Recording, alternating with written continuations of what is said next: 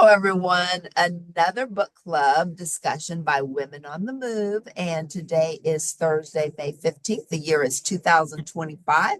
And we'll first start with introductions and then I'll introduce tonight's host. She'll review the book title, author, give us a summary, and then we'll have a lively discussion. So I'm Cindy. I'm And Angie. I'm Harriet. I'm Linda. I'm Melody. Odella. Hi, I'm Sam. And I'm Vivian. Hello. Awesome. So tonight's host is Angie. So Angie, the floor is yours. Thank you. So tonight we're reviewing Guernica by David Boling. It's a book that was written in the early 2000s, and it calls itself an epic story of love, family, and war.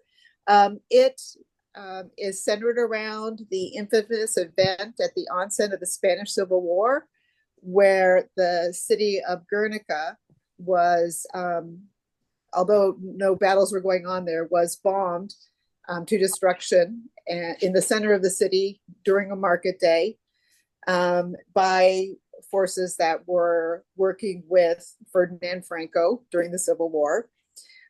It's written by David Boling, who was actually a sports writer, but was interested in this story. He got interested after 9/11 because he said that was an event that crystallized with so many Americans, their unification, their identity as Americans, and it was on innocence. And he was related to some Basque through his wife, and they had said that was very similar to what Guernica was for the Basque, an event that was seared into their history and their minds as a turning point in their culture.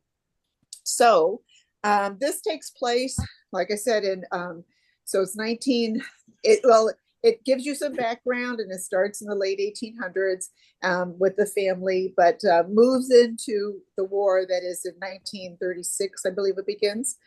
And the Guernica is the Basque historical home city.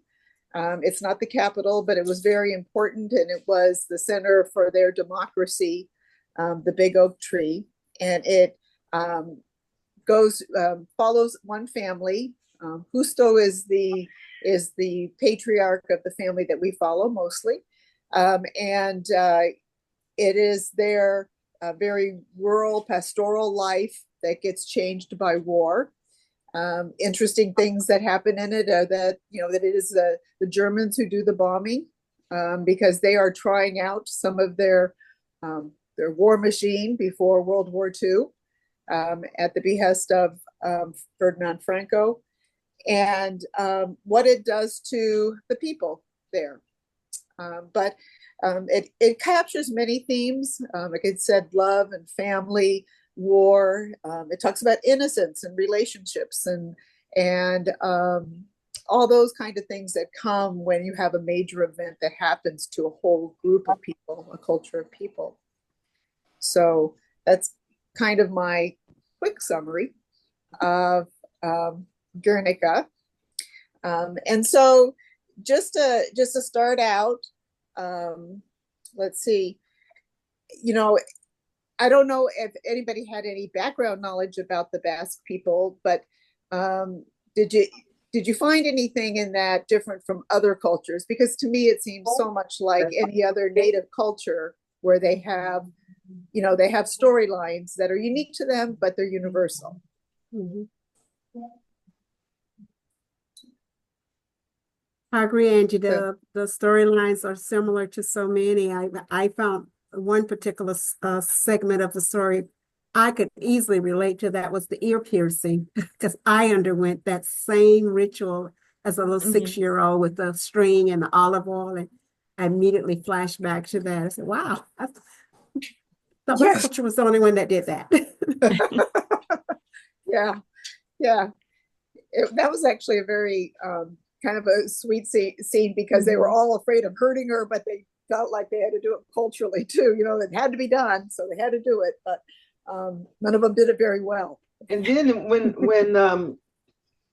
Miguel started laughing, everybody was like, "What's wrong with him? This is not a time to laugh." But then when you find out why he's laughing, it made sense. Yeah. And that turned out to be a blessing in disguise when they made that Right, mistake right. that ear. Mhm. Didn't it? And that's Yes. you know, the book spans so many years and so many places and so many different types of people. And I just kept being brought back to, wow, we got another whole group of people coming into the story, how they all are touched throughout the world, from, you know, England to, you know, Germany and France. And so, Spain. yeah, and Spain. So it was, I thought that was really interesting. But in Husto's family, he's got two younger brothers, but his life starts out where he is in charge of the family from a very young age. And my guess was he was about 4 when he started kind of taking control and put the apron on, which obviously did a lot to form him. He was a very interesting character. So I wanted to kind of touch back on something Linda was talking about. And I kind of thought about their family traditions and the hierarchy of the family and all of the family stories and stuff. And it reminded me too of my family, how we had certain family traditions. And I have it today. My great grandmother had a nutmeg grater, and so it was passed down from my great grandmother to my grandmother to my mother and to my great aunt, and then I got it. So I liked seeing, you know, those things, some of those family traditions and family things passed from, like the apron and all of that. So I think all of us can see our family stories or our family history somewhere in this storyline. and like the mantle that had all those things up there that they put them on there, and eventually the hair, the braid, Right. that was up there. And they were just simple things. They weren't like Correct. expensive or anything, but it was the memory that they invoked, and also just the tradition that followed with them. You know, and what is in the very first couple pages of the book, you really got the sense of the different time, because everything was described with senses, with what they heard, what they saw, what they smelled, what things felt like. And I wonder now, if you wrote a book about a family culture now, how much of that would be there, because it seems like we've gotten pretty far away from that, because children are, you know, I mean, there's everything else is so accessible. There's TV and there's things like that kind of mute all those things that make it important. I think there's still a lot of sense and just time, music, different things that still, like my kids, even, you know, even though they're in this generation of, you know, computers and this and that, they still, when they hear it, they go, oh, I remembered that song when, you know, we had the opportunity, when the girls were younger, we went to New Zealand with all 4 of the girls. And the 2 older girls, remember, we had borrowed our friend's car that was there, and they had the Beach Boys in there. And every time now it comes on, the girls start laughing and go, oh, I remember when we went to New Zealand. And so it's like, it's just funny how just little things like that will just bring on a memory. Yeah.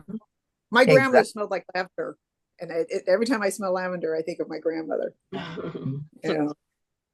I just wanted to add, I love the close-knit community that they lived in, and the fact that Husto, he was considered the strongest man. You know, everybody, that's what he was known for. He was just the strongest man. But I just love the way that his family was so well respected by everyone. And it truly was a community where they looked out for each other, and it was just like one big family, one big extended family.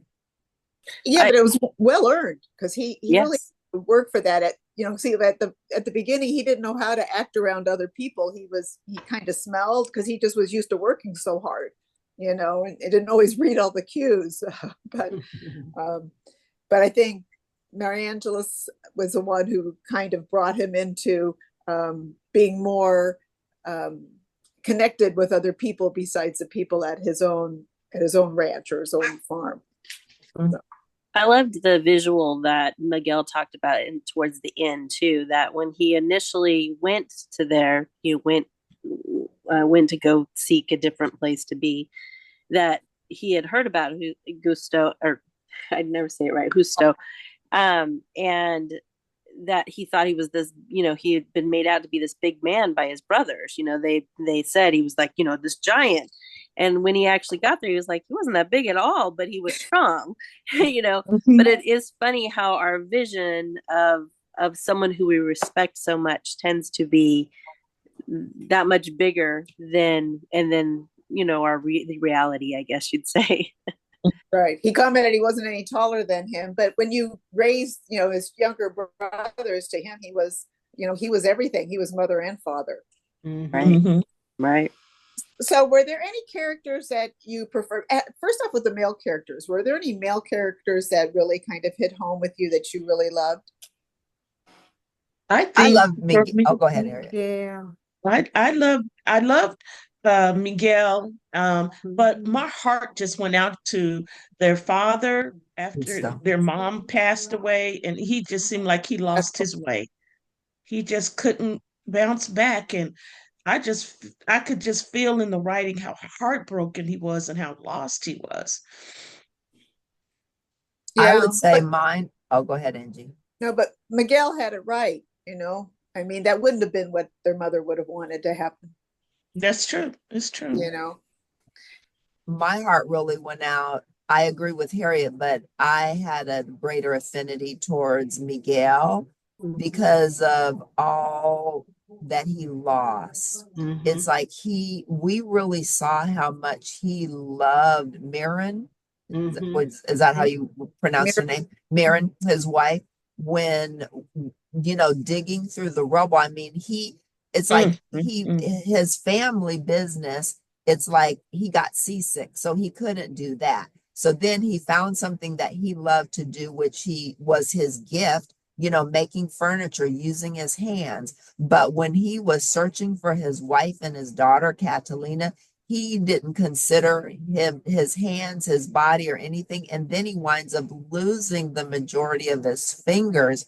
Oh my goodness, my heart just went out to him. He's lost his father-in-law, his mother-in-law, he lost his wife, he lost his daughter. And it's like, and he lost the wherewithal to take care of himself. So, and that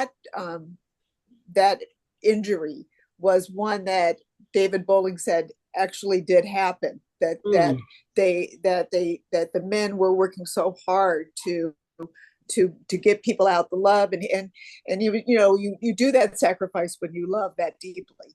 You don't feel the pain, you just keep going. And there were people who didn't have hands because of the burning fire in the glass and just trying to get through it because they had nothing else.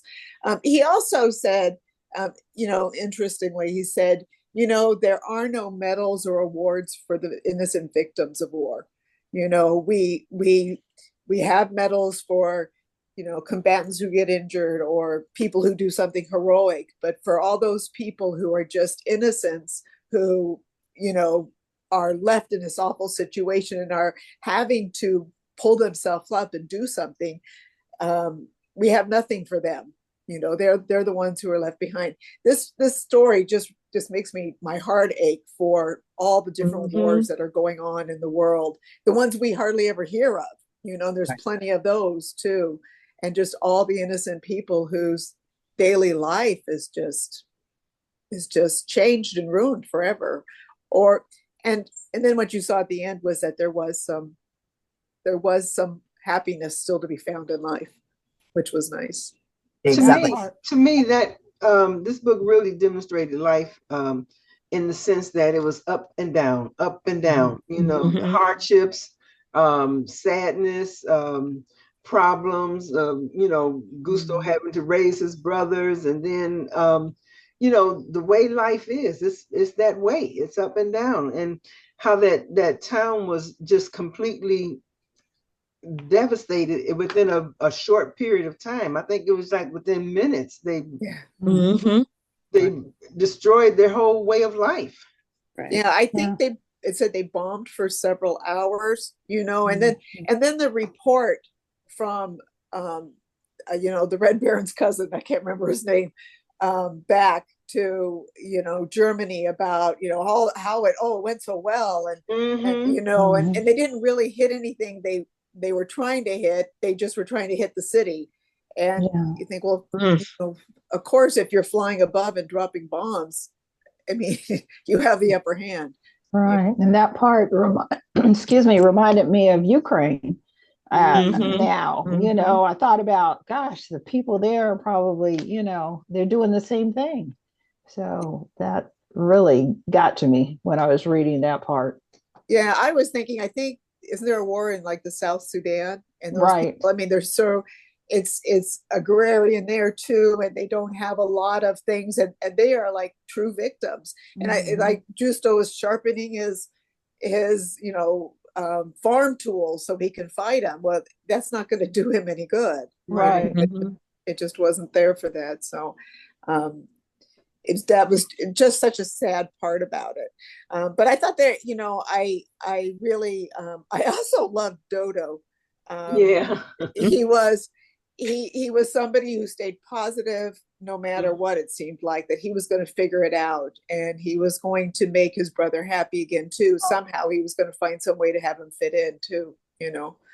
I thought he was a very good character. I like Miguel because to me he was resilient. He lost, like Cindy said, he lost a lot. First, he couldn't be this ideal fisherman that his family was famous for. Then his political active brother, got in trouble, forcing him to have to leave his home, leave his mom, go to a whole new city location and start over again. And he started over, get this beautiful life, beautiful wife, beautiful child, beautiful in-laws, beautiful village people, and he loses that life. But through it all, it goes back to what he says. He didn't make himself the total victim. Yes, he was hurting, but he always found a way to start over, to keep pushing forward. And because of that, I think that's why he was able to reconnect with his daughter. If he had stayed in that village instead of going to help Dodo with the underground work, he wouldn't have met the flyer who eventually saw the daughter and reunited him. So that ability to be resilient, to not give up, to always adjust to the changes, even after he lost his occupation of building ships, then he be building furniture and the finger. He kept finding ways. If I can't build furniture, I'll just cut down trees. I'll raise the little farm animals. I'll learn how to fish with my hand and my father-in-law's one arm. He never gave up. And because of that, I think, to me, he was just my favorite. He just kept going. Kept what was thrown at him. He just kept going. Yeah, I love the humor in the book. Like when Miguel met Mirren and he couldn't dance, and he dances, he's awful, and she's laughing at him. He goes, "Yeah, everyone else is afraid to do these moves, Or Justo, who was always kidding everyone, and that's kind of how they entertained each other, is with these jokes and the humor that they had, which I thought was really endearing. Let's see, and the women, because there are some really interesting women, and women with skills that we don't see much anymore. You don't see soap makers or anything like that, and their strength, but also their ability to keep their the families going even when they were gone, because they had left it much love. I thought Alea was an interesting character. Very Wasn't she, though? Shocking. Yeah. Now, Yeah, her storyline caused my eyebrows to go up. I know, my gosh. I mean, she was like a woman of the night, and she Right. was a beautiful woman. She was shapely, and Mhm. she didn't know how gorgeous she was, but it was almost like it was like she was this innocent. She came off as like really innocent, but then she knew what she had to do so she could survive. and earlier when Mirren first meets her, and Mirren asks her, "What's it like to be an orphan?" You Right, know, and she said, "Well, nobody touches you," and Yeah. that was right. heartbreaking. Correct. And Mhm. so you can see she's blind, so she doesn't have that sense, and so she has to use her other senses to kind of help her flesh out. And did she use those other senses? Yes, she did. And But that was probably part. I mean, yes, it's kind of skewed, but think about it for someone who doesn't get the physical touch, and people Right. keep you at a distance because you're different. It's Mhm. like she yearned and she longed just to be loved, Mhm. so it was all about a need, to feel love. But it's like, oh, these men, once they came over, I And tell you one what thing, was they funny, surely didn't like Miss Alea. what was funny to me is that she said the men thought they didn't know that she didn't know who they were, but she Yeah. knew who each of them were. Yeah. Yes, she By their did. voices, by their smells. Exactly, because your Mhm. other senses are heightened. Heightened. Exactly. They take over. Yeah, She had yeah. them all ages. Mhm. I think And the other woman that I really liked was Sister Inky. Oh yeah. yes, I love that she taught people to adapt to their issue, not to wallow Yes. in it, but just to move forward. She wouldn't let them Right. feel sorry for themselves. Mm-mm. No, Right. and that's back in 1930s. You know Hmm. what? You don't have a leg, and and you do this. Well, now let's figure out how you're going to do that, because no one's going to get a welfare check or anything like that. A Social Security check for disability. You had to figure out something new to do, and Correct. really interesting, because I mean, and because of the way healthcare was, there were more people with those kind of injuries. Most Right. definitely. But I love the fact that Elaine, she had a craft, the soaps. They were popular. Hmm. Once people found a soap, and she'd get the herbs and the scents, from the forest, and people sh- that was a gift. It truly was a gift that she had Hmm. making those soaps. And the men would buy certain soaps for their wives, and they always came back for those scents. So I loved that she had her soap making business. And I like the fact that she had a sense of morals too, because she wouldn't fool around with married men. She said that when she knew that they were married, she would just sell them soap for their wives, but she wouldn't Right, have anything to do with them. right. So she felt like she was giving them something they needed, and they were giving her something she needed. Yeah, Yes. she picked up the widowers. Yeah. Or the widower's picture up. Yeah. Or the single men who had never been Yes. married. Right. Right. Right. but in a sense, her soaps were cleansing. They were. Oh, Yes. wow, They Yes. were. Melody. Yes. That's Mhm. true. That's a play on words. And you know what I like? I like the fact that her blindness saved her life. It did. Yes, it did. It did. Yes.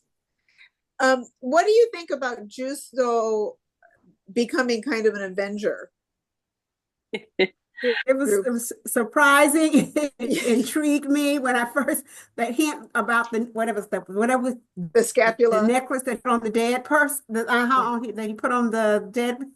I said, I've just read that. Who gave somebody that gift? And I had to go back in the book and I said, oh, he's avenging the deaths of his family, and I he did the never same got thing. caught. I was like, So what's this about? What's this about? yeah, I said that was a clue. So I had to go find out that Yeah. clue. But I love even how the back of it they say, oh, and Gusto couldn't sneak around at all or do anything like that. yeah, And that's here he is. This is what he's doing doing. it. This strong man, one arm, you never would suspect him of doing that, and he was a joker. No Yeah. one suspected, but he was Yeah. effective. Even and when he stopped killing them, he was still intimidating them. Yeah. When he got done with the three he wanted to get, he was just intimidating them and hopefully getting them Very away from effective. his town. Yes. Yeah. So Yeah. he was still protecting. He may not have had his family to protect anymore, but he still had his town, which he considered his family. So he still was a strong man protecting that town. I like that. Yeah. Yeah. You know, I have a big thing here on death and grieving because it was in it so much, and there were so many lessons that they gave, and then the dreams of Mirren that Miguel would have. Um, my heart broke every time he had a dream, you know, because it's just that he could not get her out of his mind, you know, until he got reconnected with Catalina or Angelina, whoever, you But I, know. but I think in all of them, she was trying to be reassuring. Like, I know you tried. I know you. Yes. And so, she was trying, in a sense, trying to give him that peace. But, it's difficult when you have that loss.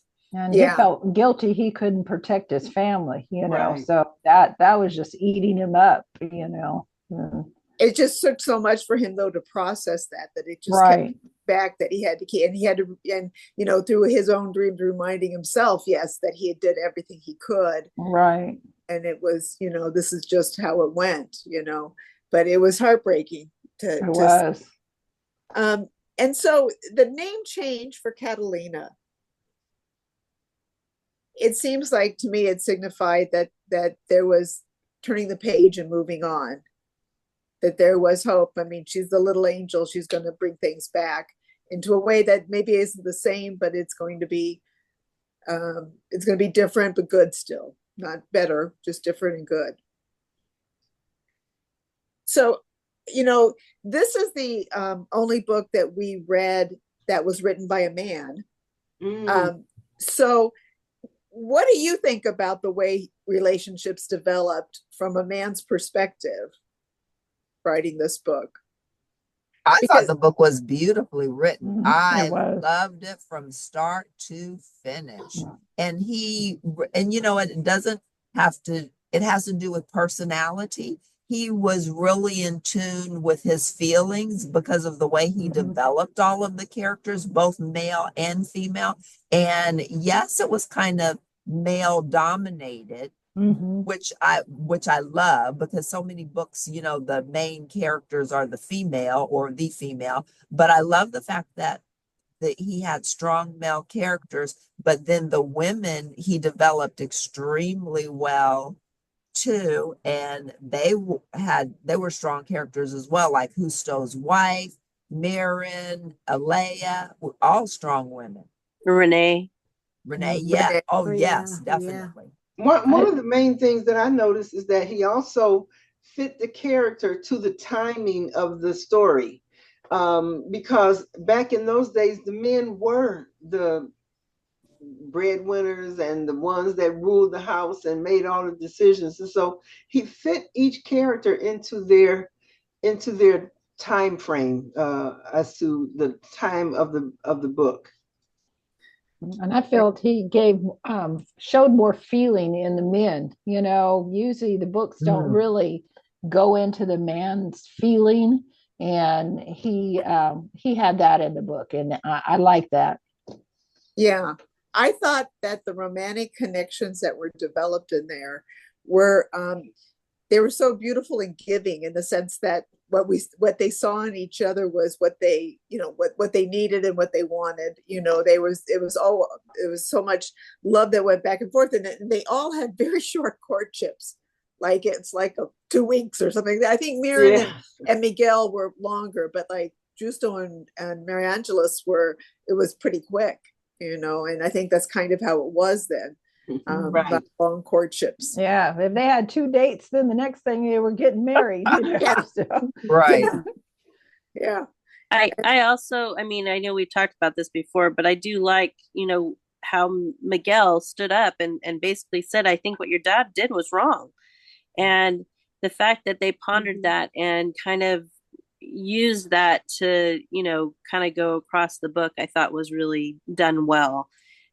Just showing how not to just go away, not to just disappear, but to move forward and find that purpose. And you saw a lot of different aspects from all the different men, but it just, I think it showed a lot from their point of view, how they saw things and how they chose to move on. Yeah. I loved at the beginning when Javier was just a child and they had that incident where Justo loses part of his ear and they have to go to the neighbors. And when his dad comes back, he was like, "Where were you? You were supposed to be here. We needed you," kind of. And I don't think Justo and Josefe didn't have the same reaction. I think they'd already come to accept that their father was just so grief stricken he wasn't going to do anything. But Javier was much more into like, this is not how it's supposed to be. We need to be taking care of each other. And you're right, like Miguel kind of having grown up in a family that had love, seeing where there was a problem. Another character that I was going to say, another character that I liked was the priest. He was in the background, but yet he was just so comforting. I really liked the scene when the mother came to him to the confession and she had stolen, and he didn't want to be harsh with her, but she expected him to be, and he said, "Well, I have to give her something to do or she won't accept what I'm saying." And this priest was so very different from the others represented in the previous books that we read. So I liked that. I liked how he came across. Like when his brother came in there and he said, "Are you smoking? Have you been smoking?" And brother said, "I already confessed to that." Yeah, move on. I thought it was really funny when Miguel was talking to Javier and the other brother, and they say, "Oh yeah, when the wolf bit his ear," and they're like, "What wolf?" Right. Yeah. And so you saw that personal side of the priest and stuff, and I really like how he developed, and as someone saying, the Zadie was saying, the men and their emotions, because so many books don't show the inner emotions and the relationships between other male characters. Yeah. Yes, and we got to see the vulnerability of the men. Justo was strong physically and mentally. Then he lost his arm, and we saw him become and lost his arm and his wife. So it's like that was like taking everything away from him, the love of his life, and then his strength. And we saw his realness, his vulnerability, what he really felt. So David Boling did an excellent job of depicting the men's true feelings and verbalizing it. Yeah, like when Javier was talking to Sister Inky, and is he talking about it? How's he doing? And she said, "Well, he doesn't say anything about his arm." And he go, "Hey, the arm's no big deal to him. It's just another challenge for him. That's okay." Does he say anything about his wife? Because he knew that was really where the man was hurt. Right. Right. That was, everything else he's overcome so much already. It's just one more fun thing for him to do, to get stronger some other way. Well, I'm sure there was wondering on his part too of whether he was going to follow in his father's footsteps. Right. Was he going to disappear like his father did? And or fear of that, yeah. That I'm sure that was the fear for his older brother that wouldn't happen. Yes, but then in fact, Huso does tell him, "Let me tell you what Miguel told me," and he reports that back again, and then when Angelina comes back in their lives, Huso kind of restates it again, like, this is our family, and we have to be together and strong for it, So, did the inclusion of the information about Picasso interfere with the story for you, or did it add anything to it? for me, at first, I was like, what? Why are they bringing this in here? And so then it actually made me go, okay, wait a second. I know, I know that there's this painting, but I didn't, I mean, I knew some of the history, but I wasn't connecting it, you know? And so for me, it just gave me more depth into going, okay, I want to see what happens with Picasso. What does he do with this, you know? And it gave me just even a better understanding of what he was trying to show the world. Mm-hmm. It piqued my interest in like Melody. I had to go look for the picture, study it online, read the kind of background behind it. I did Yeah. the same thing with the tree. The tree they kept talking about, the sacred tree. Yes. I said, is that real? It is real. They even included gave a sapling of that tree to the University of Las Vegas. I said, okay, so and I liked the storyline of Picasso, especially at the ending when the German soldier said, how did he word it? Did you do this? Yeah. And he No, said, you did. no, you did. Yeah. Mm-hmm. Yeah. Yeah. And it is a very large mural, Mm-hmm. you know, and it is stark, and at first glance it's kind of yucky in the sense it's just, you know, all these angles of things coming at you. But as you look at it more, it just really tells a story. Yep. An unfortunate one for. Well, I like when they first asked him to do it, he was a little reluctant because he was saying that no, it doesn't. How can I put it? You don't just draw a mural just because you know it has to have a story to it. It has to have life to it, and that was to me the way they started developing the mural for him. Yeah. Yeah. Yeah. He wanted it to have a social impact. Exactly. Yeah. But there unfortunately are Guernicas happening all the time. Mm-hmm. You know, it just continues.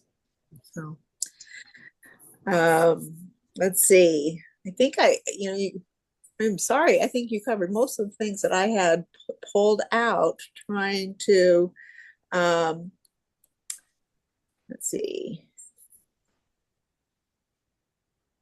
Yeah, I thought, you know, being a book written by men, I thought the women were all very beautifully drawn with no problems.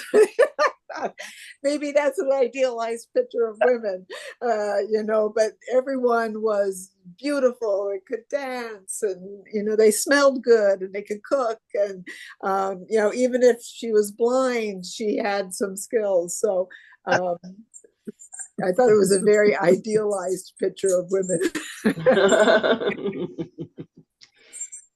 Yes. I liked the fact that it did give a little bit of Basque history because Bakersfield does have a lot of Basque. It Yes. does. And It so does. it kind of just piqued my interest for that even more, like, you know, because you don't always hear about this kind of thing. Mhm. And so thank you. Mhm.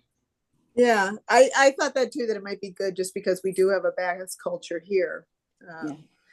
And let's see. It gave understanding to why they even might be here. Exactly. Right. And Yeah. you know, and the thing is, it's not like Guernica or any town that, you know, at any period of time is only good. You know, it's only perfect. They did talk about like when the neighbor's family, the husband was taken away, and it kind of gave you a picture that that's kind of what they do if a family loses somebody important. They start going over there and helping them figure out how we can keep that family going. So I thought, you know, I thought it was a good picture of what that kind of life was like before, you know, all the industrialization changed that very earthy kind of living. Mm-hmm. You know, I also I love think the the description. community should be like, you know. Yeah, the description of the house just always cracked me up when they talked about with the animals on the bottom floor. And I know when I was in Spain, my father is he's a Catalan, he's from Barcelona, so a little similar, but not, he's not Basque. the family house there has the front doors are big enough to ride a horse through. I mean, you could be on, Wow. and the house had been there so long that it was the stables downstairs and you lived upstairs. Oh, They've okay. redone it, but that was pretty common. And then just Justo's way of talking about, the smells that you would smell, and he'd blame it always on the animals. And, so I thought that was very humorous and cute. So I know that David Boling, this was his first novel and historic novel. He's written another one about the Boer War, in South Africa. And in fact, the primary person, or the person telling the story, is a young woman, a young woman who is in the service of a family. And he was talking about how, he really had to talk to a lot of, psychologists and people to find out how she would have been operating in a system like that. But it made me want to read that book too, just to see because I think he was saying, he feels drawn to telling the innocent story, the story of the people who are affected by wars that are brought upon by governments that have different motives, powerful motives, as opposed to helping people or being a part of the community, which was what kind of Guernica was, a democratic community. Mm-hmm. So I don't remember the name of that book, but I thought that might be an interesting one to read. Okay. So that's what I have. Sorry, we're ending a little bit early there. Oh no, that's fine. It's perfect. I just want to say I absolutely love the book from start to finish. I was so glad that you chose it, and it was phenomenal. And based on all of our conversations, I think all of us loved it. The characters were well developed, both male and female. And what you pointed out, the male characters were really developed where we got to see their feelings. Mm-hmm. So it was a beautifully told story. And what you said in terms of the waves, the highs and the lows, and the interjection of humor in the book was good because it was heavy. The content was heavy. Very heavy, It was yes. very heavy. Particularly that day when they're all going to the marketplace, the center Right. of town, and it's like, oh my goodness, Yeah, when you those realize pages where they talked about the bombing were just gut-wrenching, they were. And then full circle, he gets Catalina back in his life, and Miguel, I'm like, oh my gosh, she didn't perish. So it's like Yeah. that was thrilling. So thank I you know for it that. surprised me too. I mean, I wondered why they had that going on, but it surprised me too because I kept thinking, well, who, what are they even going there for? Because he's lost everybody, Exactly. And they were able to identify her based on her ear. Mm. Wasn't it her ear? Yes. Because that was very unique. Ear. Yes. So that was beautiful. Yes. So thank you very much for a book club, this beautiful book by David Boling, Guernica.